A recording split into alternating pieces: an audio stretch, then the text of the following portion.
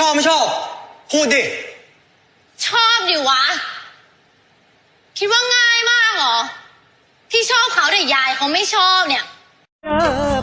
น้องดำถึงไอ้บ่แม่นลูกเศรษฐีแต่ไอ้ก็หน้าตาดีนี่นาเฮ็ด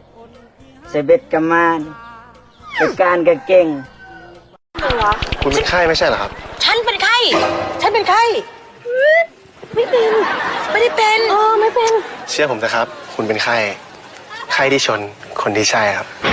ชอบที่เธอไม่ติดสวยชอบที่เธอไม่ติดรวยกินอะไรก็ได้สบายเป็นคนง่ายอยากจะชวนน้องไปดูเป็ดและน้องจะบอกว่าเป็ดพี่แม่งเด็ดปิดไฟใส่ก่อนสวดมนต์ก่อนนอนก็ทั้งชีวิตพี่ไม่ได้มีแต่ฮิตบอง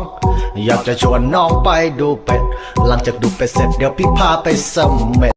กูก็เสียใจเถอะวะเขาบ่ฮักบ่กูว่ามีเงิน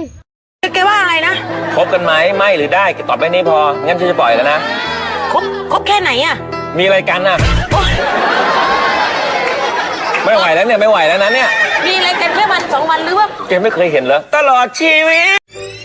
ถึงเขาไม่ได้ถามว่าตอนนี้อยู่ที่ไหนถึงแม้ว่าจะไม่รู้ว่าเธอนั้นเป็นไรไหมถึงเขาทิ้งมาถึงแม้น้ำตารินไหลถึงแม้ว่าเมาเท่าไรแต่เธอต้องกลับให้ไว